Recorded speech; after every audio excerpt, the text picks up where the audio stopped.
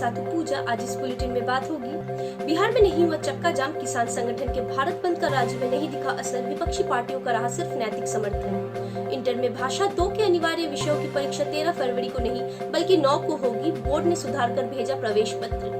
सांसद सिग्रीवाल के खाते से उड़ाए 89 लाख, फर्जी तरीके से पहली बार 42 लाख और दूसरी बार 47 लाख भेजे गए महाराष्ट्र के बैंक में। भागलपुर में 87 लाख का सोना लूटा, वैरायटी चौक पर स्वर्णिका के कर्मचारियों की आंखों पर मिर्ची फेंक, पिस्तल तानी और 1.85 केजी सोना ले गए। आखिर में यमन में हुती विद्रोहियों का आतंकी दर्जा वापस, खाड़ी देशों को साधने की जुगत में लगे हैं जो बाइडेन। तमाम बड़ी खबरों से पहले एक नजर सुर्खियों पर। नालंदा में 17 वर्षीय छात्र की रॉड से पीट कर हत्या, मरने से पहले भाई के दोस्त को कॉल किया मगर टूटती सांसों ने इतना कहा, मार दिया, पटरी पर मिली लाश। कृषि कानून पर बिहार कांग्रेस प्रभारी, राम के नाम पर वोट लेकर रावण जैसा व्यवहार ना करे सरकार। आरसीपी सिंह का ऐलान, पूरी ताकत से उत्तर प्रदेश विधानसभा चुनाव लड़ेगा जदयू। बिहार से नेपाल के बीच जल्द चलेगी ट्रेन, जयनगर कुर्था ट्रैक पूरा, एसओपी तैयार। और सुर्खियों के बाद अब बात करेंगे आज की सबसे बड़ी खबर की। किसान आंदोलन के समर्थन में अखिल भारतीय किसान संगठन की ओर से देश भर में 3 घंटे के चक्का जाम का असर बिहार में नहीं दिखा। पहले राजद और बाकपा माले जैसी पार्टियों ने आधा 1 घंटा चक्का जाम की बात कही थी, लेकिन बाद में इन पार्टियों ने तय किया कि वह बंद को सिर्फ नैतिक समर्थन देंगे। इंटरमीडिएट की वार्षिक परीक्षा 2021 में शामिल परीक्षार्थी अपने अनिवार्य या अतिरिक्त की भाषा विषय की परीक्षा 9 फरवरी और 13 फरवरी को देंगे। जिन परीक्षार्थियों ने भाषा विषय 2 के तहत किसी एक विषय को अनिवार्य विषय के रूप में चुना है, उनके एडमिट कार्ड में गलती से परीक्षा की तिथि 13 फरवरी दर्ज है। उनकी परीक्षा 9 फरवरी को पहली पाली में ही होगी। इस संबंध में बिहार विद्यालय परीक्षा समिति की ओर से सूचना जारी की गई है।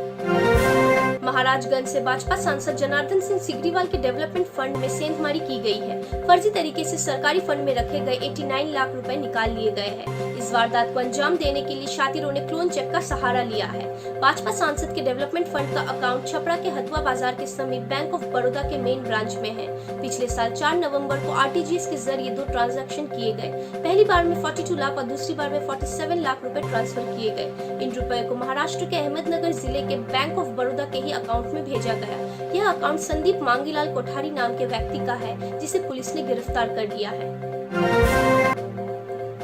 भागलपुर में वैरायटी चौक के पास शनिवार सुबह अपराधियों ने स्वर्णिका ज्वेलर्स के कर्मचारी से 1.85 किलो सोना लूट लिया।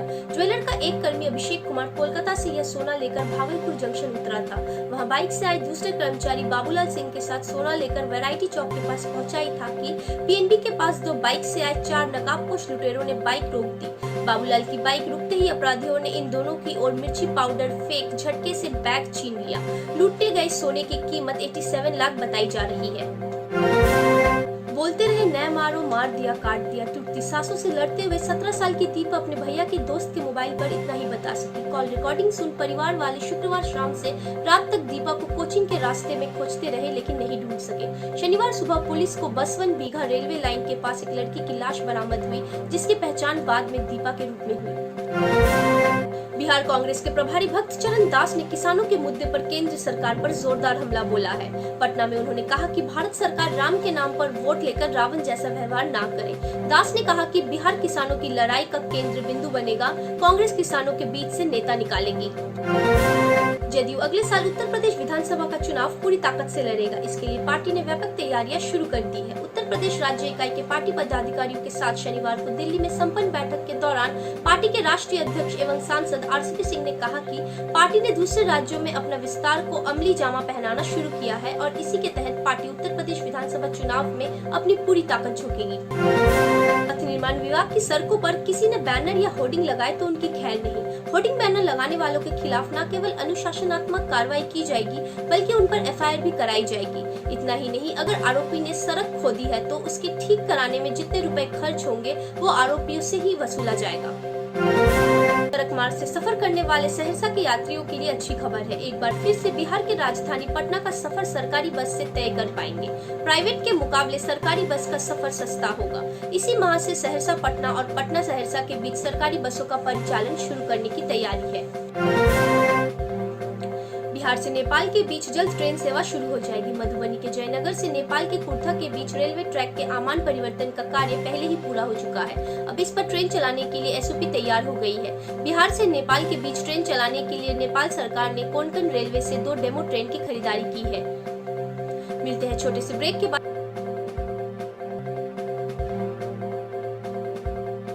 मॉर्निंग बुलेटिन में फिर से आपका स्वागत है। अब देश दुनिया पर एक नजर। पश्चिम बंगाल के नवद्वीप में नड्डा ने भाजपा की परिवर्तन यात्री को हरी झंडी दिखाई। उन्होंने कहा कि ममता जी संस्कृति की रक्षा की बात करती है। यह विवेकानंद की धरती है, रविंद्रनाथ की धरती है। ममता जी यहाँ की संस्कृति आप नहीं संभाल सकेंगे, इसकी रक्षा भाजपा के लोग ही कर पाएंगे।